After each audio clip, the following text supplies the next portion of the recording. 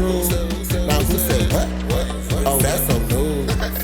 Royal voices with the business just for you. Yeah. What's going on, y'all?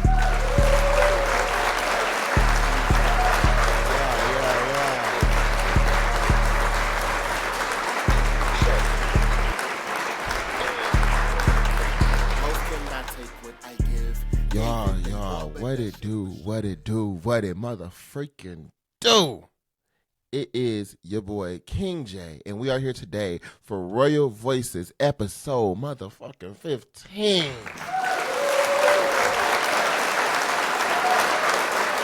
to it.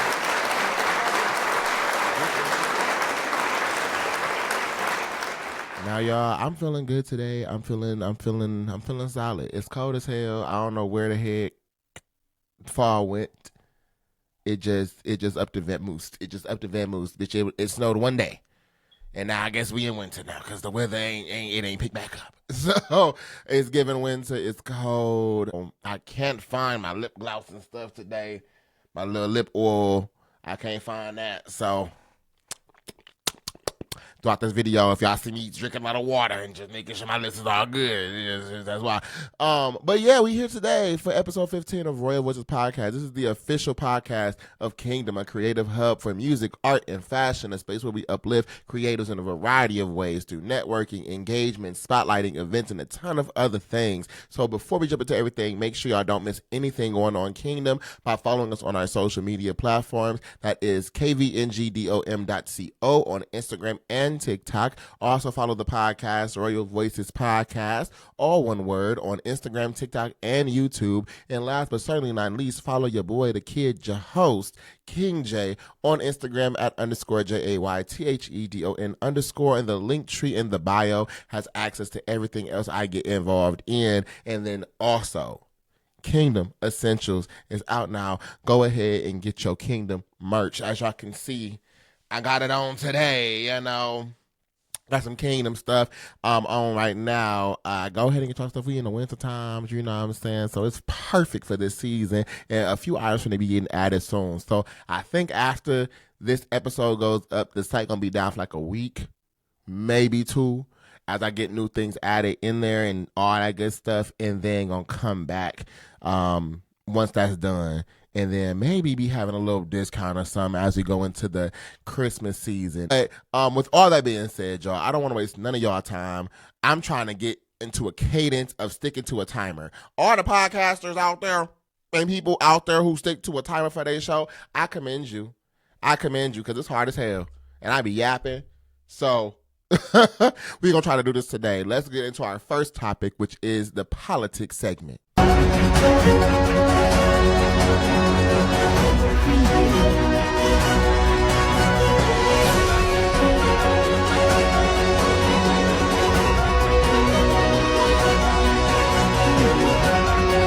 I love doing our politics music segment, y'all. So, y'all, despite me liking that song, y'all know the politics segment is probably my least favorite segment of the show. Yeah, just be transparent. It's just shit is stupid. It's ghetto. And honestly, one of my friends asked me if I thought about being a politician. And at first I was gagged. I said, a what? I said, a who? And he was like, yeah, have you ever thought about being a politician? Like, have you ever thought about going for governor or Congress or anything like that, just because you have a attuneness to the politics space? And I said, respectfully, if it wasn't for this show, y'all wouldn't be seeing me engaged in no conversation around politics. And I'm just being 100% transparent. Politics, especially today, is so chaotic. And it's so idiotic, and I do not find myself in a willingness or a desire to sit and argue with people about shit that, one, I feel shouldn't be a motherfucking debate to begin with. Let's start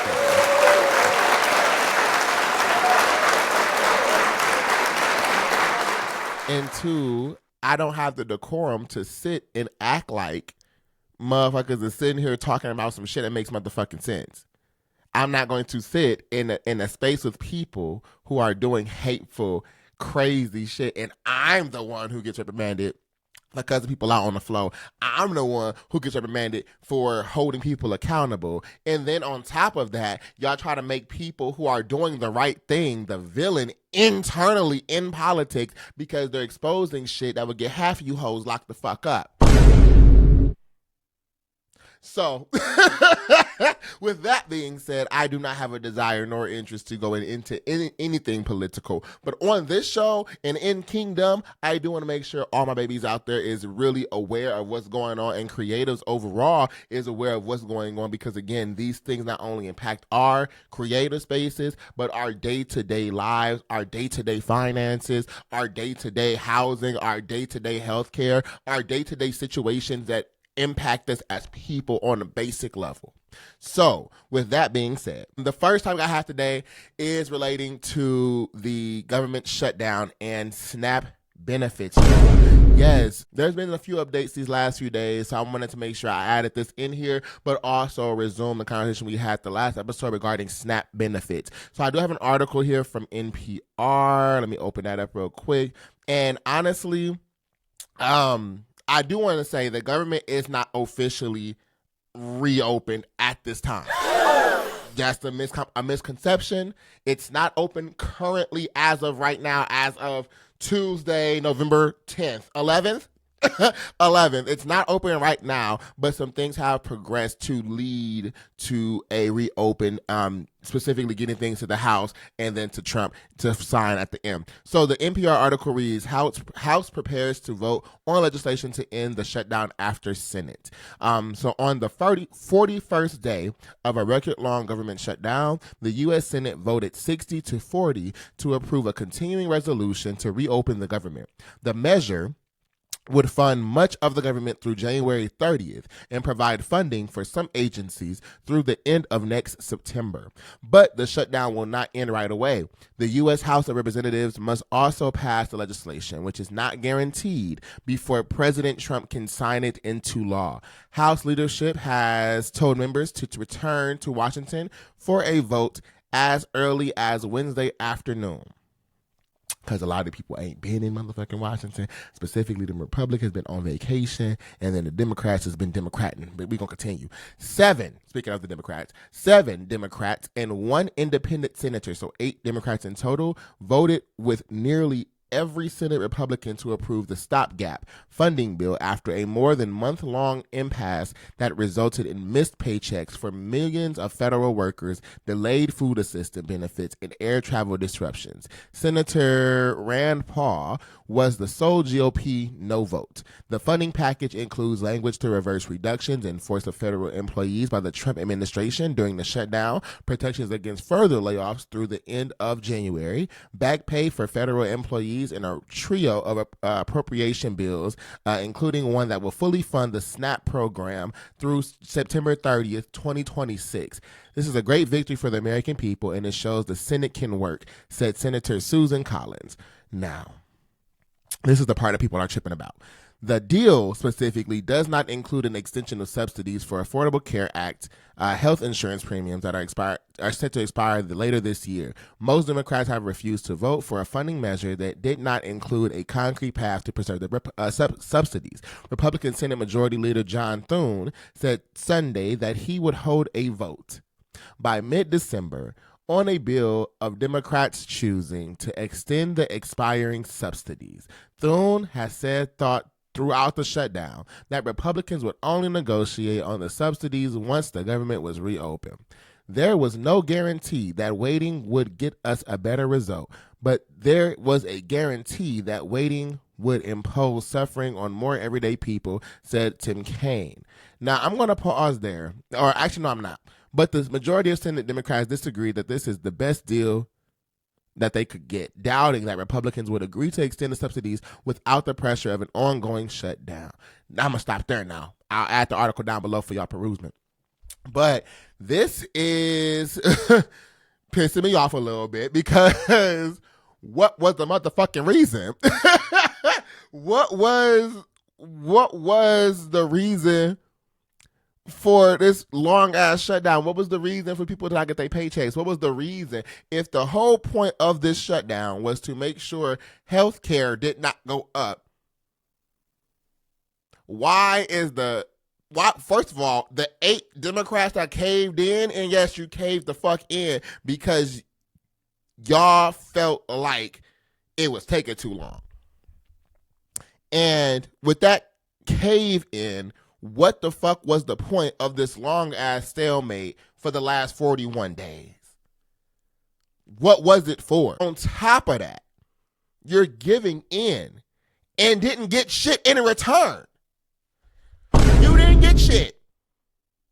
You didn't get a damn thing. You got a promise from people who are known to lie. Not only known to lie, but known that they do not agree with them subsidies to begin with. So you accepted a promise from motherfuckers who already told you several fucking times they didn't care about the subsidies to begin with. So why do you think a promise to have a negotiation, you got promised to have a discussion for some shit that you know ain't gonna get done? I'm going to show y'all real quick on the screen somewhere. These are the people who went ahead and caved in on this shutdown, the 8 Democrats that went ahead. I'm going to put the picture up. You see what I'm saying? Okay. All right. So I'm not surprised because this is the shit people have already been saying about Democrats specifically, this soft ass shit. Right? This soft ass shit. And I'm hoping it's something else behind the scenes that we're not aware of, that we just missing out on, that made this make sense to them 8 people, because this is stupid. That was stupid.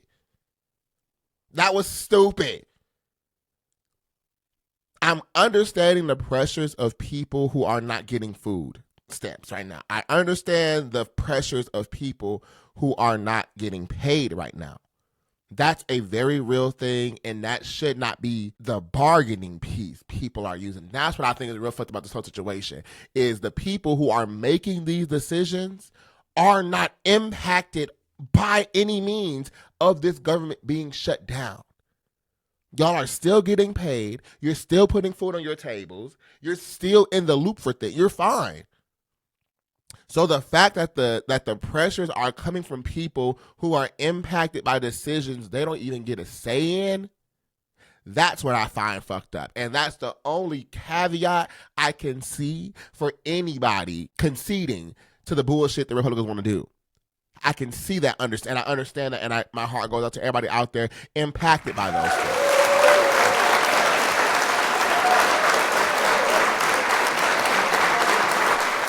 But in my mind, what was the fucking point? What was the point for this long ass stalemate and then to get nothing but a promise? Ooh. This is what I'm talking about. This is the things people be saying about the Democrats. People that cannot get behind is the soft shit. You're trying to negotiate with people who keep telling you they don't want to fucking negotiate with you. What don't you get? What's not clicking, Steven? What's not clicking that they standing on business? Like, what's not clocking to you? Anyway, more on this news in the future because it still has to go, as you heard, through the House, which likely will be, or reportedly will be done by Wednesday at the earliest. And then Trump has to sign it. So I'm praying no additional bullshit pops up. But with this administration, with these people in office currently, I wouldn't be surprised. At this point, it's getting there. And I don't like the people being the pawns. That's what's getting to me. It's the people.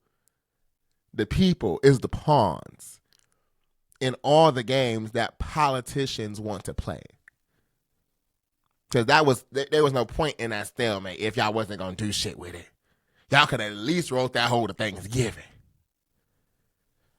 But hey, let's go on to our next topic.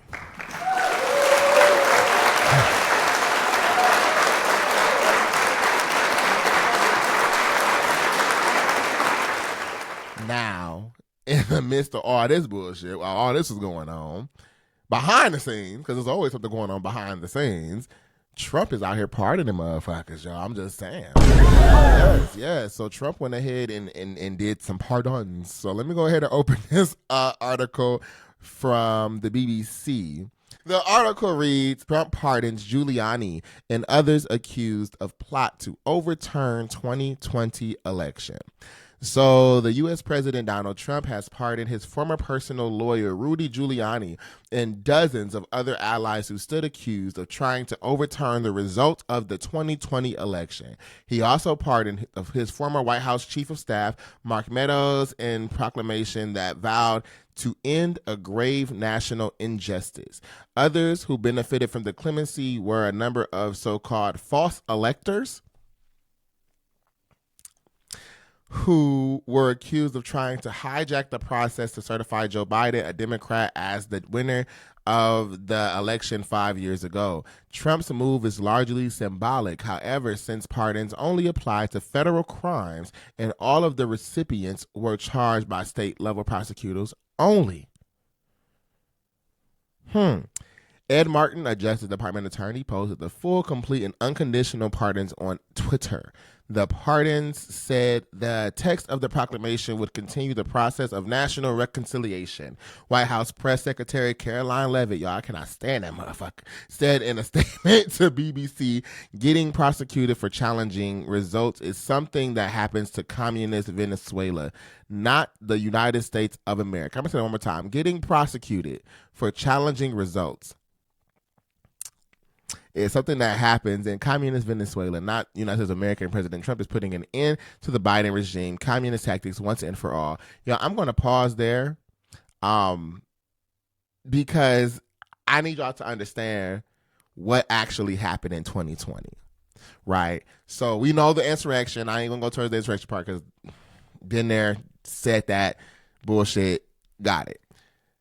The thing that happened, Trump sent a slate of fake electoral voters, and it's even said here that there was a number of so-called false electors who he was trying to use to validate false, lied, wrong votes, and then tried to pressure Mike Pence, into certifying those electorals as authentic, as valid.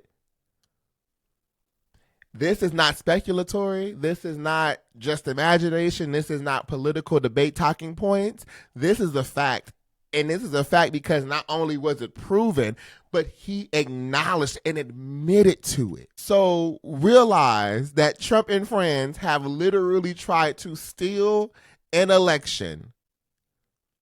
They tried to basically, essentially, them boxes when people used to put little notes into it to vote for stuff.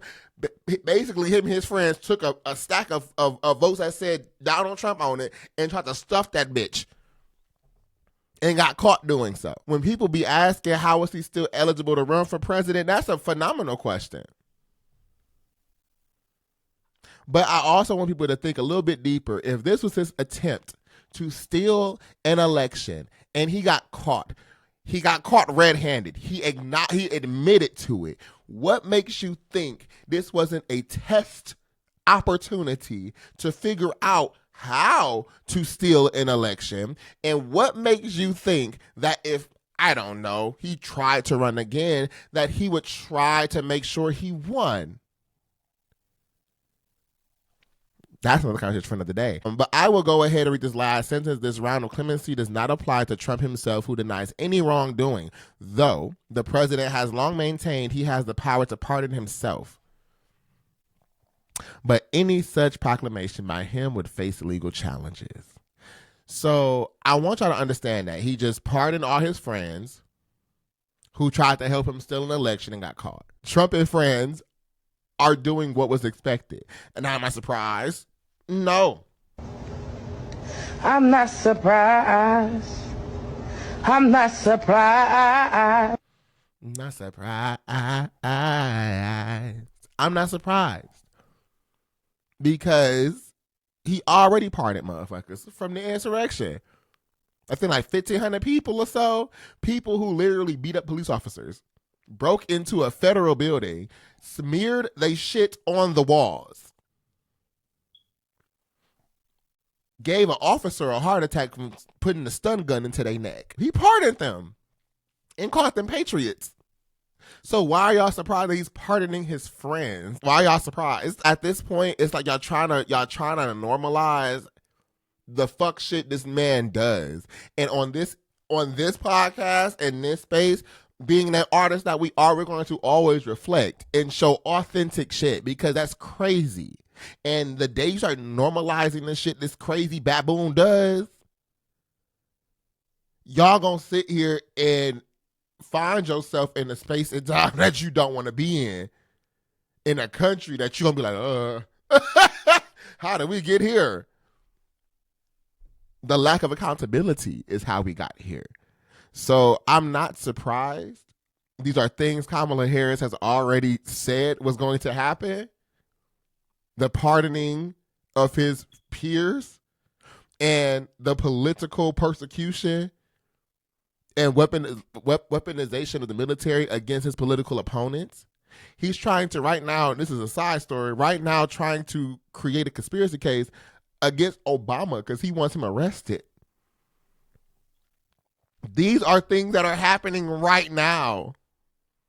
So when you hear shit like this, understand what's being normalized right in front of your face. The tone, specifically what this is broadcasting to that far right base. This is the second time he's pardoned motherfuckers who's done illegal shit.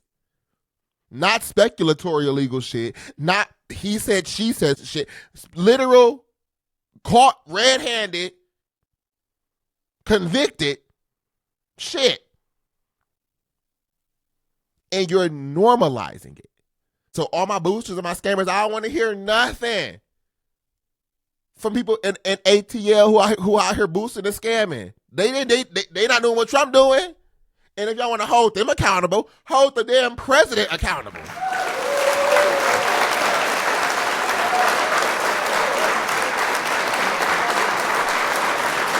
That is some hypocritical shit. I don't know how y'all going to enforce no rule or order nor law when you have a felon running the country who is condoning things such as sexual assault, rape, or great for social media purposes,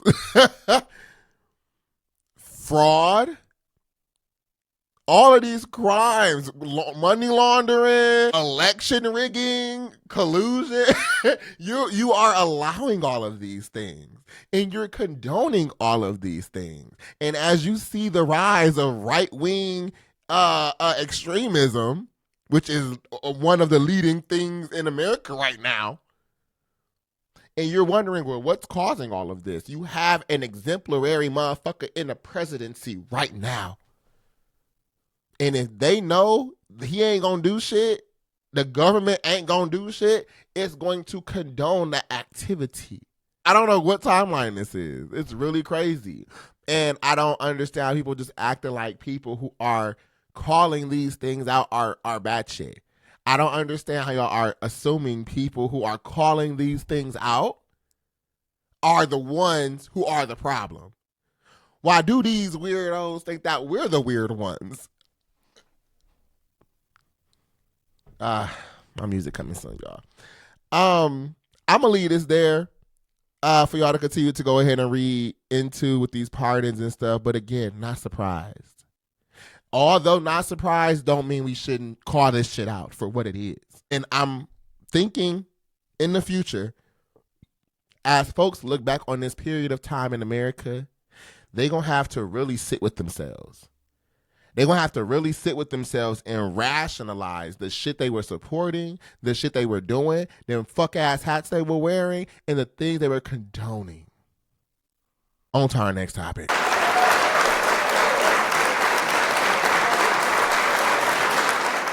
So last, but certainly not least for our political segment, I want to make this a little bit more lighter because, y'all, it's a lot of shit going on. The Epstein files still is a thing we should be concerned with, so please continue looking into the Epstein files.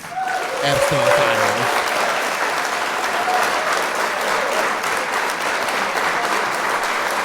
It's a lot of infighting with Republicans right now. because of fear among Republican Party members that are concerned about going against Donald Trump. Apparently, he's scared the hell out of them. People are living on military bases out of fear of the people because they are concerned people will lash out against current sitting Republicans specifically for the decision that they're making when it comes to the state of the world, when it comes to SNAP benefits, healthcare, things like that. It's a lot happening. It's a lot going on. So stay abreast as much as you can, but also take care of yourself and make sure that you're just decompressing a little bit. So hopefully this next one will be a little bit less in your face, but it still touches on the topic of politics. It's just a little bit more festive, if you will. So politicalization of creatives. I want to make this the last story for today, focusing around Mariah Carey and Beyonce. Yeah. So, it's that time. I got this article from today. So as y'all know, every year Mariah Carey gets out here and does her "It's Time" video thing. She's been doing this for like the last 5 years, to kind of, promote All On for Christmas, that song that's been charting annually. So I copied up for that because she did it on Christmas.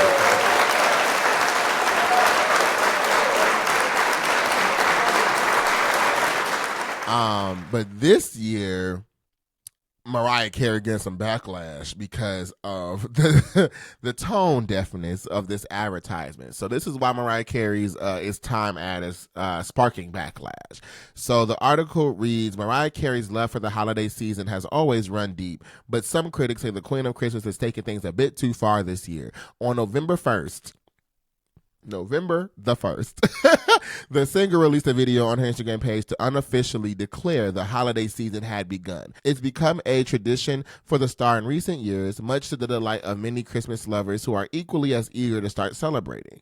However, this year's video doubles as an ad for a major beauty retailer, and its message is rubbing some customers the wrong way. So, it kind of goes a little bit into the tradition of what Mariah Carey does, which is, again, essentially she goes from Halloween to Christmas and she creates some kind of visual to show the transition to Christmas time, and then makes, it's time, whatever. And then she goes into the song of All On for Christmas with some promotional content to let y'all know it's Christmas time. This year, for the 2025 version, she partnered with Sephora, and the edition begins with Carey dressed in a white gown with angel wings. Halloween sleigh, but now it's time, and then she's interrupted as she begins to sing her signature high pitch. However, when she's interrupted, she's noticing an elf that has a bag of her Sephora beauty products that has been ransacked. Spill the tea. Who's the thief, she says. Comedian Billy Eichner, dressed as an elf, walks away and says, "Busted. Bad news, Mariah Carey. The elves are striking this year. Elf revenge for putting us through holiday hell. Santa's helpers quit. I'm pawning all this so I can afford elf therapy. But that's my blush, elf boy," Carey responds. "Your lipstick, I'm taking it. Christmas is canceled. No bells, no cheer, no glam. Bye, sweetie." And then he turns into a snowman as she says her note anyway. So this year is getting a little bit of backlash because read the room. Read the motherfucking room. It's a lot going on politically. And when you are trying to promote a season, let's start with that, a season of consumerism, especially during a time when people are finding it hard to afford the basic essentials such as food and water and shelter and just clothing. It's kind of crazy to be promoting this. And on top of that, the messaging in the advertisement is showing awareness of what folks are discussing on the social platform when it comes to people talking about boycotting the season.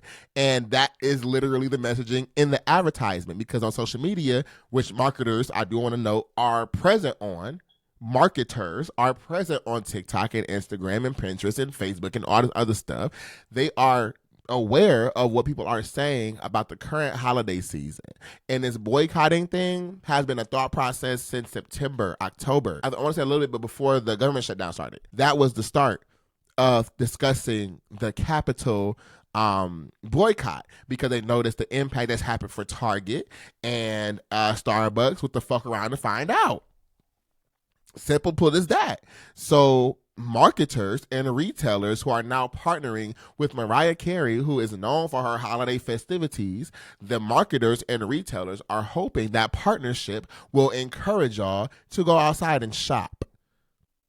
That's the whole point. That's what marketers get paid to do. Those collaborations are intentional. Now, is Mariah probably aware about all of this? At a point in time, I thought celebrities really wasn't aware of what's going on. But I had to learn celebrities, and as I started meeting people for real in real life, these people are really, truly on the same platform, same apps, same news feeds that we're on. You know, the thought process is they're not always checking their DMs and all that. These motherfuckers stay on their phone 24/7. If they're not doing it, their PR team is doing it. If the PR team not doing it, their manager is doing it. They know what the hell is going on. That's why so many are quiet right now, because of the backlash of y'all.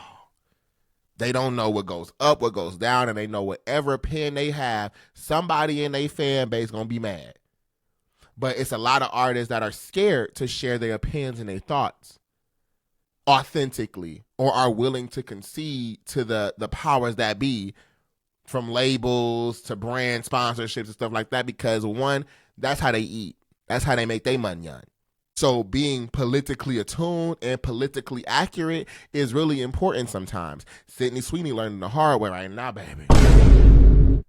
They talk about all the 3 flop movies she done been in these last few months, all because of that American Eagle jeans campaign. And we have the chance to clean it up. You didn't clean it up, baby. It's those things impact people. And this tone deafness, especially around the capitalism aspect of things, is present in a lot of artists, even with Beyonce. That's another person that's going on right now.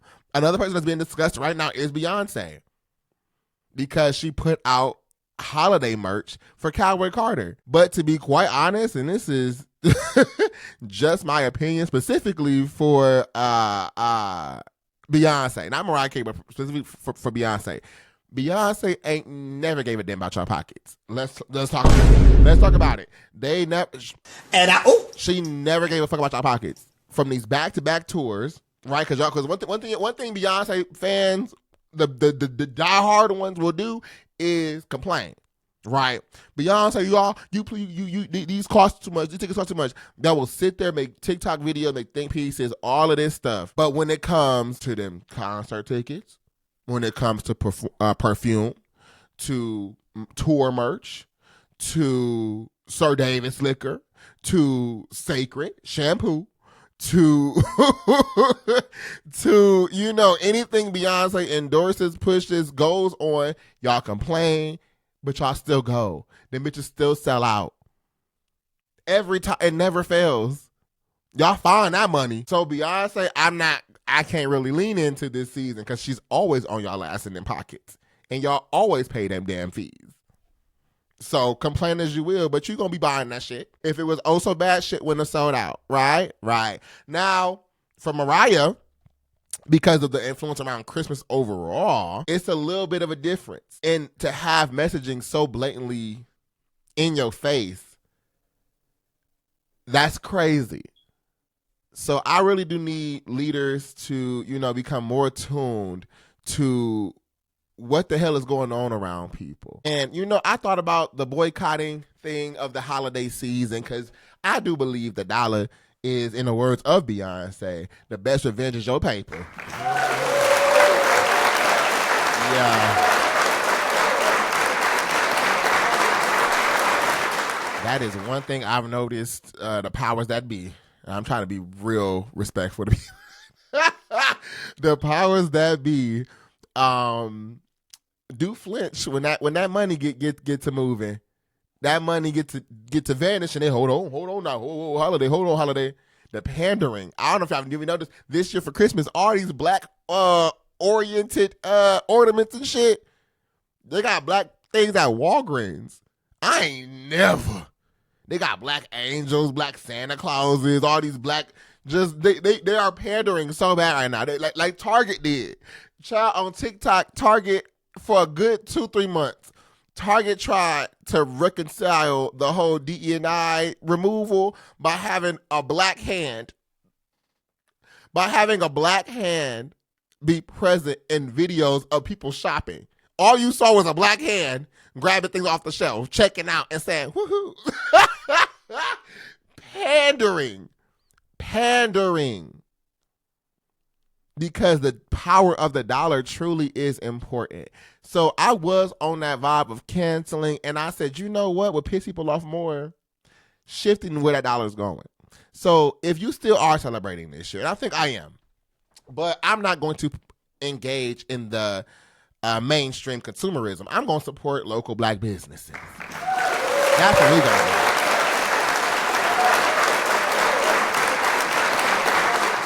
You can support black businesses not by going to these retailers to get black products, because the retailers are still getting some of those revenues, but go to those platforms directly. A lot of these brands have websites, and I'll put a link down below for a list of black-owned businesses that you can shop with. But you can go straight to the provider of these things, right? You can shop with people like Kvngdom. Hello, somebody.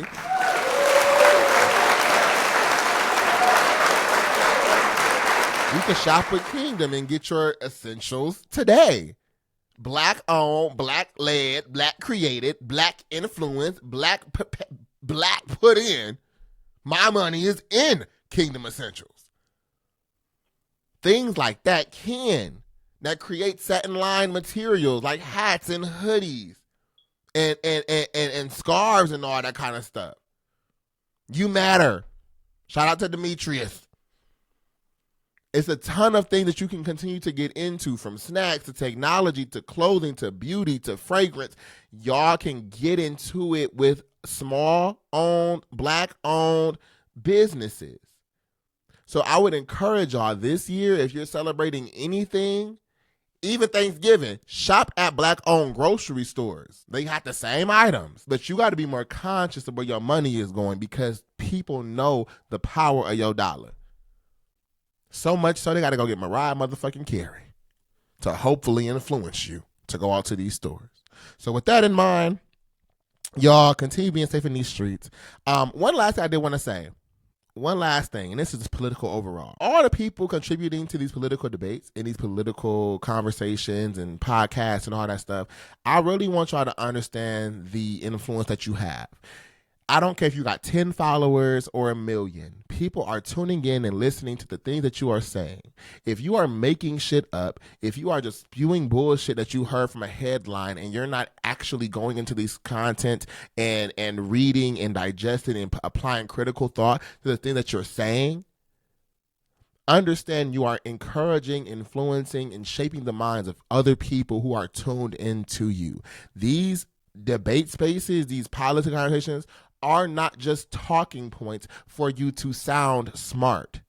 These conversations are impacting real people. These conversations are impacting real lives. When you are making comments and talking points around the things that impact people's existence, it's not a political opinion or a political think piece or a political talking point. And there's been too many of y'all I've been seeing in these social media spheres that have been literally saying shit just to either win a debate or feel like you won a debate, or to sound like you're educated, and you sound dumb as fuck. But when you turn your camera off and you're like, ooh, that was fun, realize what you may have just put out there.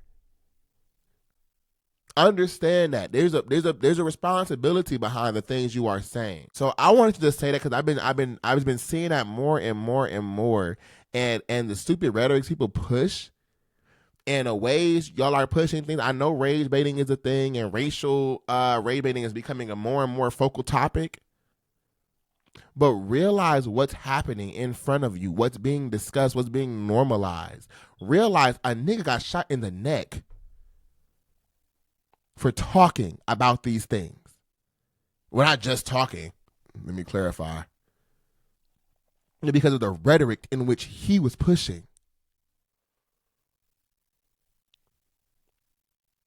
So understand there's weight behind these things. And certain things can be a key. This is stupid, this is that. But a lot of this is impacting people. The same thing I said with this whole government shutdown stuff, impacting real lives of people who ain't even in a room ain't even in the room to discuss or put their vote or their thought process in to what's going on to them. They have people in a whole other state, in a whole other space. They don't even know, arguing for or against them. And these conversations lead to real impact. People who go out and vote. People who go out and vote to make future nationwide applicable decisions. So be responsible with the power that you have, with the influence that you have. And if you get your ass on one of these mics, know what the hell you are talking about, please.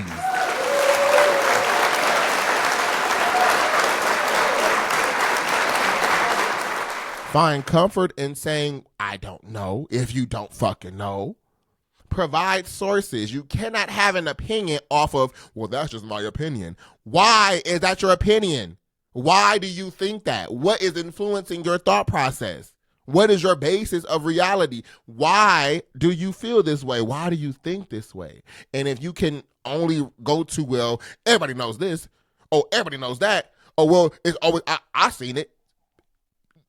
Ooh, my mind breaks. Because that's stupid as hell.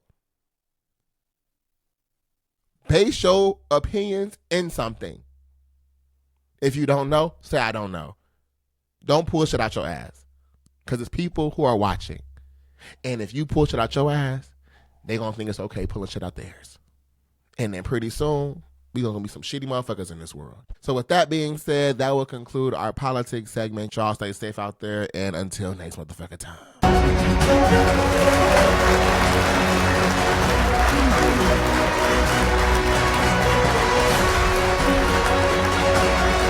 So moving right along to our next segment. This is the Let's Talk About It with King.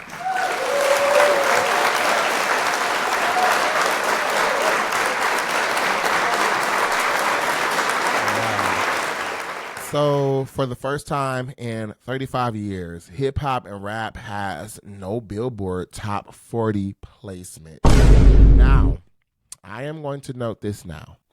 This applies to just 1 week of no placement for the rap and hip hop space, but I'm making a note of this for our next conversation.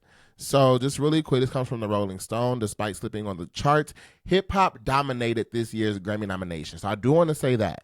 But I think it's important for us to talk about the fluctuation of hip-hop and rap right now. So sort of like the economy, the current state of hip-hop depends on who you ask. There were the reports last month that for the first time in 35 years, no hip-hop song had reached the top 40 on the top Hot 100 charts. That sent much of the rap world into an existential crisis. Even so, while rap's metrics might be down, its influence is clearly going strong, as 3 rap albums make up the nominees for the Album of the Year category. Tyler, the Creator's Chromacopia.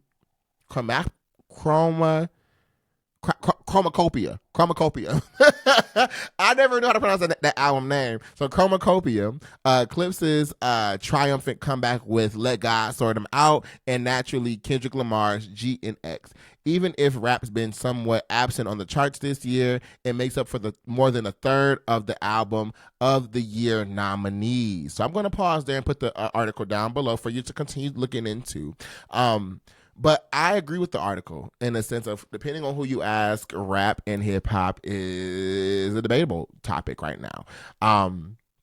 Like I said before, that presence on the Hot 100 only lasted for about a week or two, and then they were back on the charts again. But it did break a streak, technically speaking, of 35 years. So I think hip hop has been in a weird state for a little bit, in my personal opinion. And I truly do think it's due to oversaturation. And to be honest, popcorn ass music. And when I say popcorn ass music, I mean here and gone, popcorn ass music. And then to the oversaturation, I think so many people are trying to make a quick hit that, you know, the creative artistry, the creative attunements to things are being neglected for their actual longevity and stuff like that. And I think people are bored. People are tired of hearing the same ass shaking, shoot 'em up ass music. Respectfully, a lot of artists are not giving it up how they need to give it the fuck up. And people are bored. And, we're seeing, because to that part of the culture being pushed, hip hop and rap is doing great on TikTok. Them 1 minute ass clips is really truly pushing, girl. But when it comes to the remainder of them 2 minutes for them 3-minute songs, you like, what the hell is this? And that's the issue, I think, because people are trying to get so attention focused. I think we get confused with good or quality music. We get in, popularity confused with talent. And all of these things impact longevity. All of these things impact artists and the pool of artists metrically overall. So think of it this way. When you have an artist who signed, and I'm saying artists who sign because it can apply to independent artists too, but there's a certain level that you got to get to as an independent artist to really make an impact in those signed spaces, okay? So I'm focusing right now on people who are signed. But think about people who are signed. Think about an artist right now who is signed today. And an artist who may have put out an album that didn't do well, that didn't sell well, or a tour that got put on that didn't sell tickets or didn't sell, merch and things like that. Think about a tour that may have gotten canceled because of the lack of ticket sales. Think of the lack of support for music videos. All of these elements of an artist cost money. And when you're signed, you get an advancement, and the goal is to bring that money back. The goal is to make more money than what you were signed for. That's the goal. Well, specifically for the labels. They want to make that money on off you. But I digress. When that money don't come back in, that not only impacts the metrics of a specific artist, but it also attributes to the genre stats of the field overall. It impacts legitimacy. It impacts interest from sponsors and donors and those who are giving money to artists to go promote other things like the Super Bowl, like fashion shows, like video games, like movies and television. You'll start seeing and hearing different things because it's no longer in a profitable space. I do also want to conjoin this by saying, with the decline of metrics, it's also a decline of revenue. And we reported that a few months ago. Where I think, was it Universal who pointed out the decline of revenue being made from music artists, specifically those in the hip hop and rap category? Now, this is why I say it's important to support artists wholeheartedly.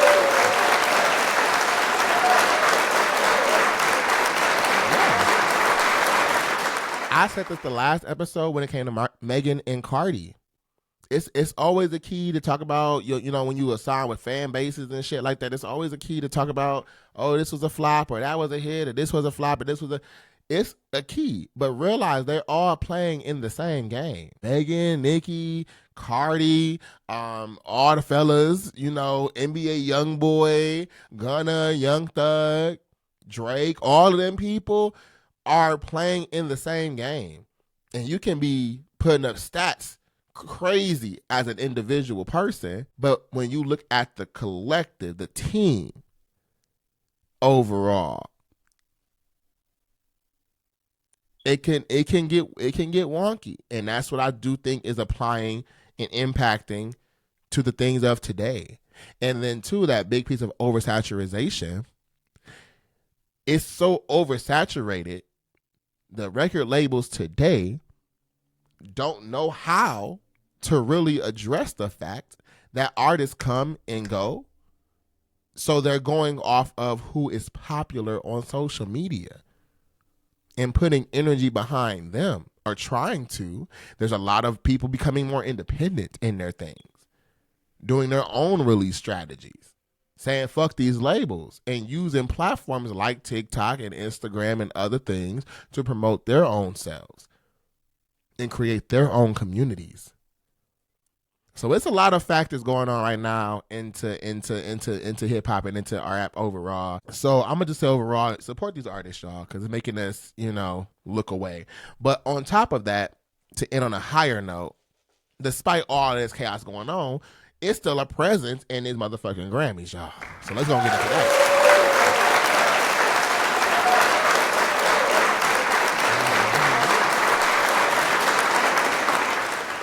So the 2026 Grammy nominations are out, and y'all know how I feel about the damn Grammys, y'all. I really, truly, in my mind, it don't hold no weight.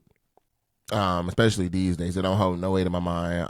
And it's too much other shit outside of the music that contributes to you getting one of these bitches now, and it's annoying to me. It's something that I really do feel is not contributing to the state and quality of artistry at this point in time. But I do understand symbolically what a Grammy represents within the music world, and I do respect and acknowledge the artists and people who put the work in, or put the creative energy, specifically, let me say that, the creative energy folks put in, work-wise, in order to obtain the Grammy, no matter how much or little we perceive them to be doing.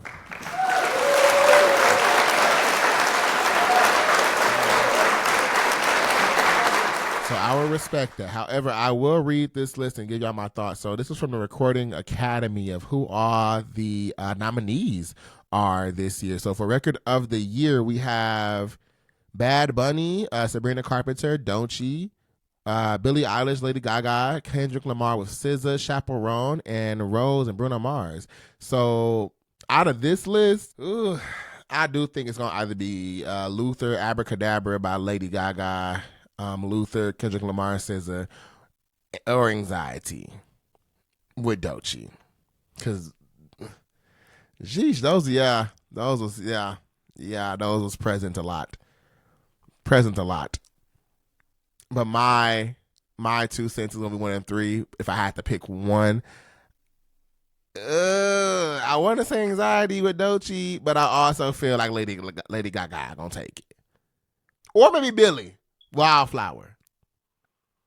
But I got a feeling of Lady Gaga.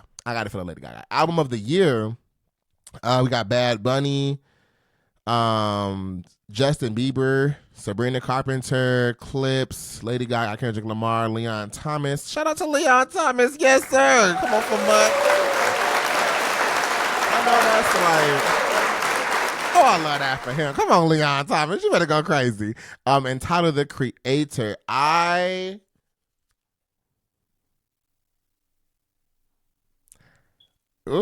That's a tough one. I do think Sabrina might take that, because these are all different aesthetically. I think Sabrina may take that, or Tyler. I don't know. This is a mess.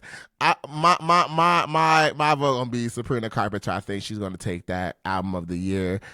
Second, I'm gonna say Tyler, the Creator, or Kendrick Lamar, and then third, Clips. Song of the Year, we got Abracadabra, Anxiety, Apartment, DTMF, Golden, Luther, Man Child, and Wildflower. So kind of the same list from Record of the Year. What's the difference? Record of the Year, Song of the Year. What's the difference? It's the same list. Okay. Best New Artist, Olivia Dean. I've been hearing this lady name. I don't know who the fuck that is. Olivia Dean, Cat's Eye, the Marias, Addison Rae, Somber, Leon Thomas, Alex Warren, Lola Young. I would say Leon Thomas. Leon Thomas or Somber. Either one. Producer of the Year, don't know none of these people. This is non-classical. Dan Arkmark, Circuit, Dijon, Blake Mills, and Soundwave. Songwriter of the Year, again, don't know these people. Laura Veltz, Tobias Gesso, Jesse Joe Dillon, Edgar Barrera, Amy Allen, Best pop duo, Defying Gravity from Wicked, Golden, Gabrielle, Ella with Cat's Eye, Apartment, and 30 for 30 with SZA and Kendrick Lamar. I think 30 for 30 or Defying Gravity gonna take it. Because bitches been defying gravities for the last 2 years now, I feel like. At this point, all you hoes flying. Because I just... I'm so tired of hearing that damn... Shut up. But I could also see 30 for 30. Best pop vocal album with Justin Bieber, Sabrina Carpenter, Miley, Lady Gaga, and Teddy Swims. I think Justin or Sabrina Carpenter gonna take that. Best dance pop recording, Selena Gomez, Lady Gaga, Zora Larson, Tate McRae, and then Pink Panthers. Best dance pop recording. I don't know. I think that's gonna be Lady Gaga, personally, just because of the way they've been promoting that song, and then she had the whole little Halloween spooktacular thing with the Addams Family. That went crazy. Best rock song. Yeah, I don't know none of these songs, y'all, so no thoughts there. Best alternative music album. Bon Iver, I feel like he be nominated every damn year. Tyler the Creator, The Cure, Wet Leg, Hayley Williams. I could see Tyler the Creator taking that, or Hayley Williams taking that. Personally, best R&B performance, Justin Bieber. Oh, UConn. Okay, I'm like, what? Chris Brown featuring Bartella, It Depends, Folded, Mutt featuring by Leon Thomas, and then Summer Walker, Heart of a Woman. I think it's gonna either be Kehlani or Chris. But I'm a dog. I don't know. Yeah, it depends. Folded or Mutt. But I think it's gonna be It Depends by Chris Brown.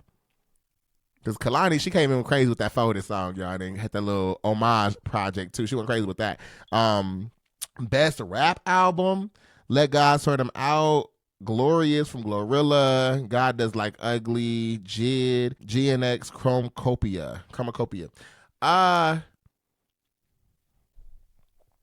Yeah, I think it's between GNX and Let God Sort Them Out. Personally, Jid album did go crazy. Ooh, that's a good list. I don't know. Glorilla, I don't know why the hell Glorilla up in that list. I would gag. If Glorilla won that damn, I would truly be baffled. But, shout out to Glow.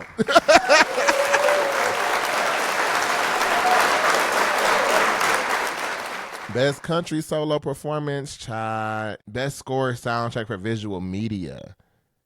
How to Train Your Dragon, Severance Season 2, Sinners, ooh, and Wicked and Wild Robot. Sinners need to win that one. Sinners. Somebody take me. Come on. In your arms tonight. That was a good song. Or the Pale Pale Moon. That was a good one too. I don't know. But yeah, I feel like Sinners need to take that. Because Sinners, that start to finish, every song was a key. Even the little Irish jig Remick did. That was a key. A key, a kit, a caboodle, and then a visual behind I Lied to You. Oh my God. Yeah. That's Sinners. That's Sinners in my mind. So y'all go ahead and tune in to the Grammys whenever it's coming on next year. I think January, February to probably be on. Get into that, and we shall see who will take home. Oh, I had a comment, but I ain't gonna say it. We'll see who takes home those great trophies.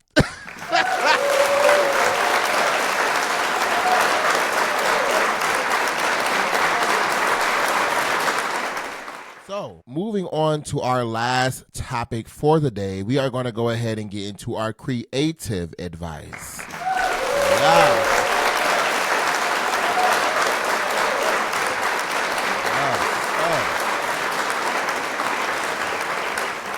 So, as I said before in prior episodes, I try to make this creative advice segment a space where I just share some, advice from one creative to another.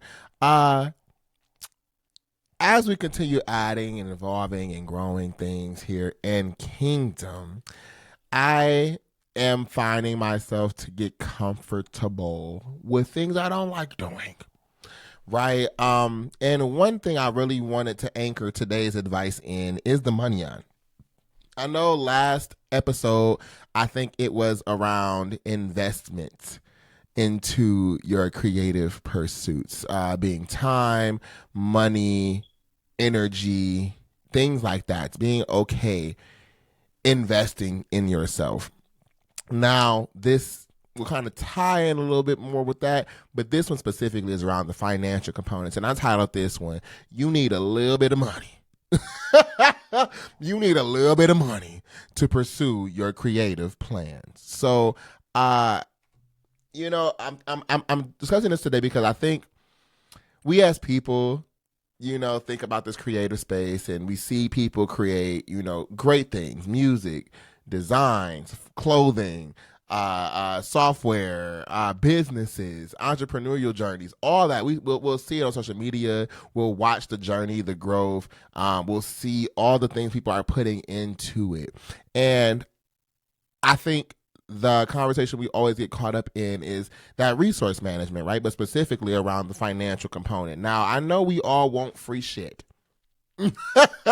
We all like free things. And I do think because that mindset is in place, people get discouraged a lot from even pursuing some of these things because of the lack of financial involvement. But I do think there are many ways to be cost effective when you're doing these kind of things, podcasting, going to the studio, getting samples and materials, things like that. But at some point, you're going to have to invest some financial aspect into your creative pursuits if you are serious about what it is you're trying to do.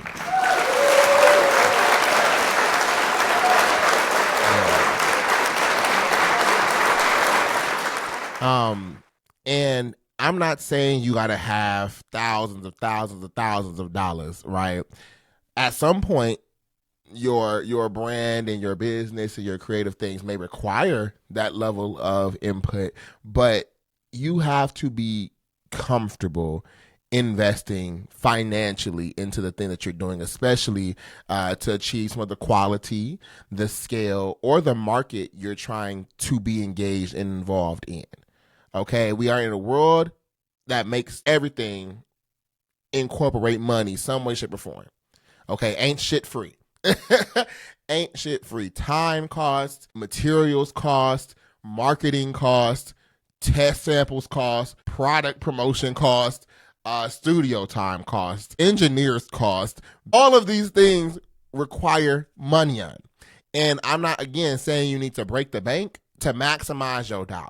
So I really just wanted to have a second for people to think about this. First, as we're thinking about this investment space, let's start with the fact of thinking about, are you even willing to invest in yourself? Yeah, I think a lot of people aren't. Just in full transparency, I think a lot of people have great ideas. They love having the ideas. They love planning out the ideas. But when it comes to execution, when it comes time to actually put shit to action and execute, it's a hesitancy. It's a pushback. Ooh, hold on. For a variety of reasons. Imposter syndrome, the self-doubt that people have within themselves, either internally or externally, people around you impacting your motivation or your desire to really want to go out and do these things, your uncomfortability of stepping out of your comfort zone. A lot of things impacts those things. So I really need people to first sit down with themselves, think about what it is that they're doing, and ask themselves, are you even willing to invest in yourself? Because if you ain't willing to invest in yourself, how are you going to put other people to invest in you? That don't make no sense. once you kind of get through that and you realize or answer that question, if you are or are you not willing to invest in yourself, you then need to go back and ask yourself, what is it do you actually even need? Because I really do feel like, and I have a freestyle, it's not out yet, not released, but a freestyle that I have where I say, I don't have to outsource anything because it's all in me. Have niggas come pull up a chair, shit, we all could eat. We could all eat. You know what I mean? But I also know I don't need to go outside of myself in order to provide the things in which I want to provide. Now, I do want to break that down a little bit more because although I may not need to go out and invest or go out and outsource things for myself, I know I can do the marketing. I can do the hosting. I can do the tech setup. I can do the editing. I can do the designing. I can do the music creation. I can do the writing. I can do the building. I can do the production. The question is, should you be doing all of these things? And although you can do all of these things on your own, are you producing the best quality by doing these things on your own? And when I answer that question for myself, I have to hit myself on the motherfucking head and say, nigga, no. You can do these things, but you cannot do them all simultaneously. You cannot do all of them on your own with the quality in which you are hoping to have. And that is where the question around outsourcing does come in, when you are starting to pull people in to support the things in which you're doing, or how people put it blankly, building a team. And that's the state and presence I'm in now, is building that team. So that's the other part, is thinking about what do you need? What do you need? Do you need materials? Do you need studio space? Do you need exposure pop? Do you need branding? Do you need marketing? What do you need? And then thinking about what do you need outside of what you're already doing, that last part is, what are ways you can support your efforts on a budget?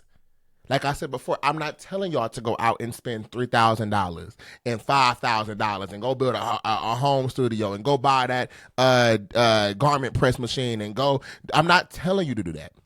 What I'm saying is thinking about what do you need and what are cost-effective ways for you to obtain what you need. Things like DIY, right? If you know you can do it and at a standard or quality in which you'll be happy with, do it yourself. If you feel you can put the time in to learn what it is you're trying to fill that gap for, go ahead and learn. That's that DIY part. You can also lean on your friends and your family. People who actually support what it is you're doing. And I don't mean people who are just going to tell you they support you, but put action behind that. Who going to actually support and uplift what it is you're doing? Who going to buy that shit?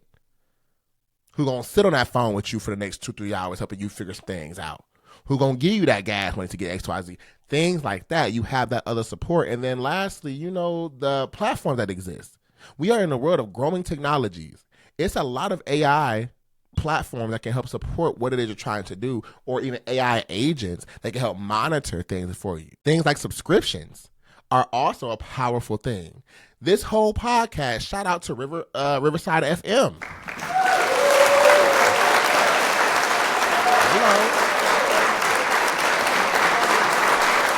This whole platform has helped streamline the way in which I record content, has helped streamline how I edit and record content, and really has made it a repeatable process for me. So it took away some of the stress that I had before doing all these things separately. You get what I'm saying? That costs a subscription fee monthly, but that's what I'm willing to invest on a monthly basis to make sure this podcast comes to y'all live and in color. Are you willing to go ahead and enroll in classes? Are you willing to do all those things? And when you are able to support these things, you can really map these things out. How often are you paying for stuff?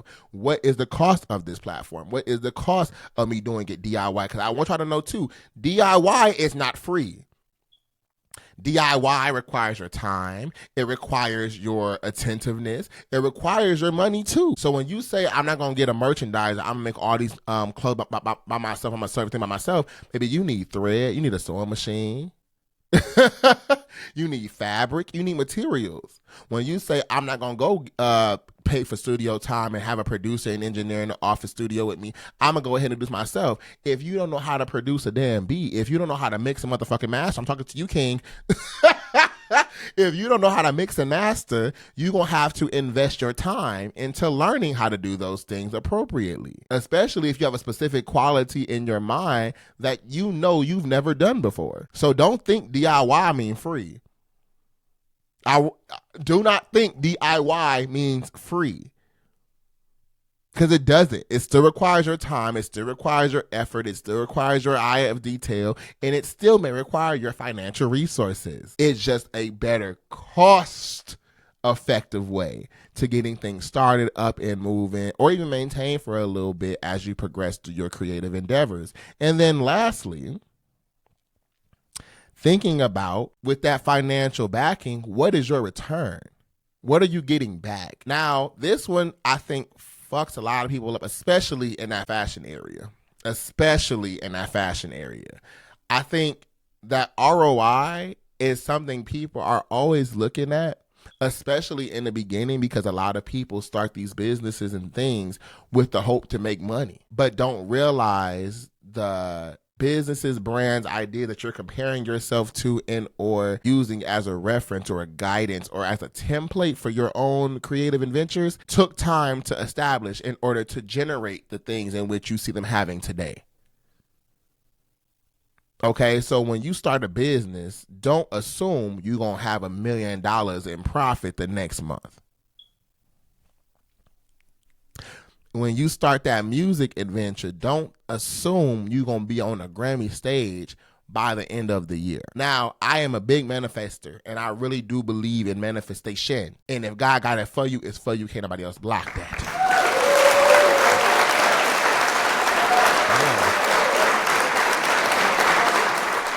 But assuming, especially if you ain't putting the work in to get to those goals and to those ambitious achievements, do not expect those results, and be okay putting that motherfucking time in. Be okay putting that energy in, and know sometimes you will not get a return on your investment. That's the risk of it. It's called an investment for a reason. So do not think every single time you put something out, it's going to give you a tenfold backup. You get what I'm saying? You might put a video out and then only get 5 views. Are you willing to invest your time to put up more content until those 5 views grow into 3 million? You may put out a song and it only get 2 plays. Are you willing to put the time in to continue releasing music until those 2 views turn into a Grammy stage performance? When you selling your clothes, you might only sell 1 hoodie. You might only sell one bag. Are you willing to put the time, resources, and energy in until that one sale turns into 45 million monthly, 30 million monthly, 300,000 monthly? These are the questions you have to ask yourself when you are in an entrepreneurial space, but a journey in which you have to be comfortable in. I am content playing with Kvngdom and working Kvngdom and running Kvngdom for decades until this space becomes what I know it's going to be. And that's the last part of that investment. Have optimism and lean into yourself, because that investment is your literal energetic engagement, your literal seed planting that's telling you, validating yourself and saying, I believe in me. I believe in this idea, in this vision. I believe in my goals. And when I achieve them, I'm going to look back at these times, at these moments, at these instances that made me think to myself, do I want to invest in myself? In 5, 10, 15, 20 years down the line, when you are successful, when you are looking around and seeing your peers and you at them fancy spaces and you making the impacts you're making, the people that you're touching, no diddy, you are going to look back on these moments and be like, damn, I am so glad I started out investing in me. So it's going to take a little bit of money, a little bit of financial compensation to go into your adventures, especially if you are serious about growing and being here for a while. So be financially conscious about how you're investing in this space. Think about how you can stretch those dollars, and also be budget savvy. Because the challenges you having now starting up, baby, they don't get no easier when the money do come in. As the saying goes, more money, more problems. To whether you starting off with a budget of $5 and you evolve to a budget of $1 million, just know a little bit of money gonna be needed to continue to progress and to maintain the successes and the riches that you do obtain through your adventure. So with that being said, that concludes our creative advice, and y'all stay looped in. More things are to come. The Kvngdom Conference is in fruition. It's being planned right now. And my goal is to take things like this and give people the launch pad, the space to network, engage, but also hone in on these things. And when you buy your ticket for registration, that will be you investing in yourself and maximizing your budget dollar to make sure you are moving in the way in which you want to. With that being said, y'all be safe out in these streets, and we're going to go ahead and go into our closer for episode 15 of Royal Voices Podcast.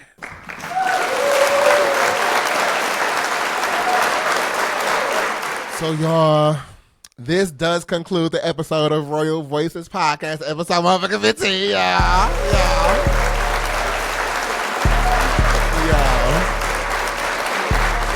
I, again, thank y'all for tuning in, as always. A lot of things are happening behind the scenes. I know y'all looking at me like, where the hell is Scary Hours, y'all? We have an update. So I told y'all last episode that Scary Hours was looking like it's going to get a delay. And it did. So what I ended up doing was putting up Trick or Treat on YouTube to kind of give y'all a little taste of what was given on in the project. And, you know, I had to go back and change some stuff just because some things wasn't approved and some things didn't get through the distribution space that I wanted it to. So we're going to go ahead, retweak some things. Release will be coming out this month. So we still going to get a project by the end of this November.